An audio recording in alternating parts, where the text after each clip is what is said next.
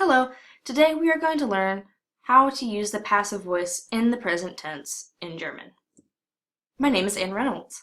I'm a senior and a German studies student at Emory University. In this tutorial, I will teach you how to use the passive voice in the present tense in German.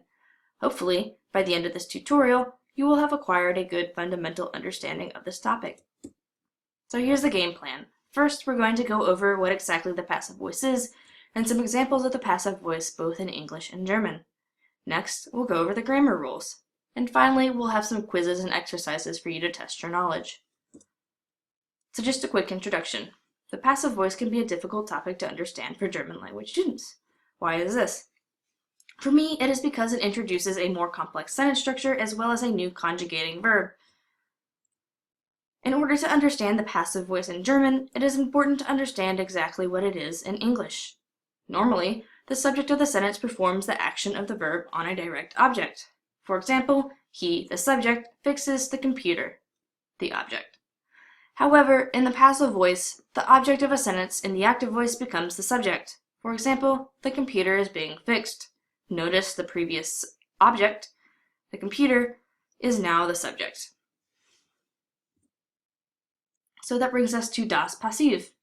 What does the passive voice in the present tense look like in German?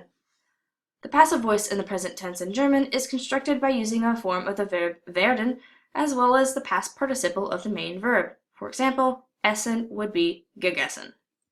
The passive sentence I showed you in English was the computer is being fixed. In German, that would be der Computer wird repariert. So here's a conjugation table for the verb werden. These are all pretty important to learn in order to use the passive voice in German correctly, so take a couple seconds, pause this tutorial if you have to, and try to learn these if possible. You can always go back to them if you need to later, but they're very important in order to use the passive voice correctly.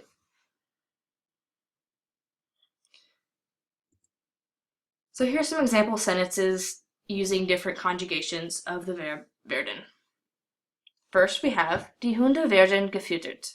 The dogs are being fed. Next, we have Du wirst angerufen. You are being called. You can see in these two sentences, there are two different forms of the verb werden being used. Some typical mistakes. Some mistakes typically made by students learning how to use the passive voice include, number one, using the incorrect form of the verb werden. This is easily fixed just by memorizing the before referenced conjugation table, which, as I said, you can certainly go to if you need. Next, some students use the passive voice when they should be using the active voice or use the active when they should be using passive. So to avoid doing this, just remember, function. Why do we use the passive voice? So you choose the active or passive voice based on, number one, the subject. What do you want it to be? What do you want to emphasize? So for example, der Brief wird geschickt versus ich schicke den Brief. Notice that the subject is different in both, and that's a stylistic thing. What do you want to say? How do you want to say it? That depends on your message. Number two, naming the agent. Do you want to avoid naming the doer of the sentence? Then use the passive voice. So for example, es wird oft gesagt, dass Emory-Studentinnen intelligent sind. Notice in the first section of the sentence, es wird oft gesagt, the subject, the doer of the sentence is not named. It is often said, is the English translation, and that's a stylistic choice.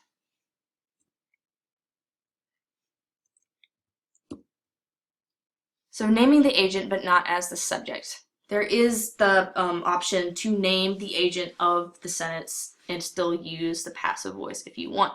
And you do this through the use of prepositions and prepositional phrases. There are three main ones that you'll want to know in order to do this if you so choose. First one is von, and you use that in reference to people. For example, von den Menschen. The next one is mit, and you use this when referencing instruments or tools. For example, a pencil maybe, or a hammer. For example, I have here mit einem Messer, with a knife. And the last one is durch, and you use this in reference to larger phenomena or acts of God, so to say. So like a storm or a tornado, so on. I have here durch den Sturm, through the storm. That's just one example. You can just put these prepositional phrases into the sentence and then you will be referencing the doer without actually having it as a subject. And just finally, a summary. Here are a few main points to take away from this tutorial. One is that the passive voice is used in order to avoid naming the agent and in order to make the object of the sentence the subject. It is a stylistic and a strategic choice. Number 2, in German, you use a conjugated form of the verb werden plus the past participle of the main verb in order to form passive sentences. That's the basic formula for making a passive voice sentence in German.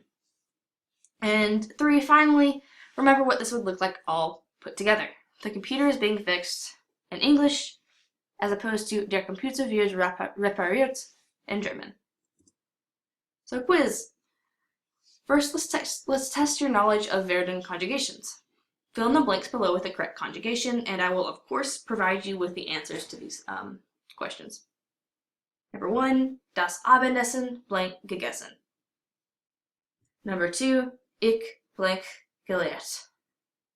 Number 3, die Spiele blank geschlagen. For purposes of the quiz, die Spieler is plural. So take a couple seconds, pause this if need be, and then I will go on and give you the answers.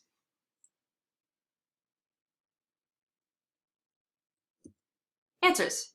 Number 1, you should have used wird. So, das Abendessen wird gegessen. Number 2, you should have used werde.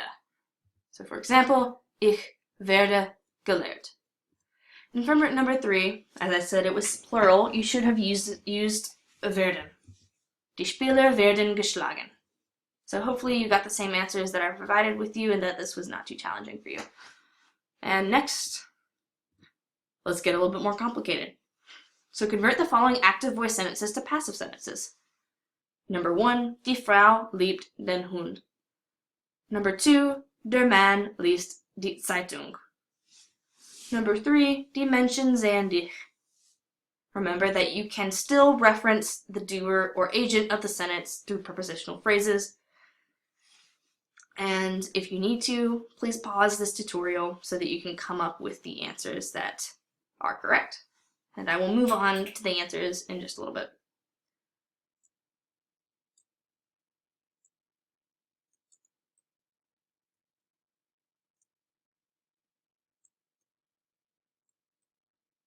All right, here are the answers. For number 1, you should have gotten der Hund wird von der Frau geliebt. Number 2, you should have gotten die Zeitung wird von dem Mann gelesen. For number 3, you should have gotten du wirst von den Menschen gesehen. So as you can see, the prepositional phrases in parentheses because it is in fact optional. However, naming the agent through prepositional phrase kind of adds another layer of meaning if you so wish. If you want to completely avoid naming it, that's also up to you. And finally, some other resources. If you want more examples of the passive voice, one good resource is the Digitales Wörterbuch Deutsche Sprache, which is a collection or corpus of German language use in authentic texts. And I provided the link for you here. And if you need conjugation help, you can look up conjugations for verbs at this site. I provided the URL for you here, which is quite long, but it is a very useful site in that you can type in a verb at vocabulix.com, and it will provide you with the different tenses and verb forms and whatnot. It's super useful, especially if you're looking for the past participle verbs. And finally, I'm Nakashun. Thank you so much for watching my tutorial. I really hope that it was helpful to you. There are many more ways to use a passive voice, more tenses, more sentence combinations, and so on. I just taught you the basic present tense. It's kind of a foundation for you, but hopefully you'll be able to start using it in your own German language and have the desire to learn a little bit more and get a little bit more complicated. I really do hope that this was a helpful foundation for you, and once again, thank you so much for watching my tutorial. Tschüss!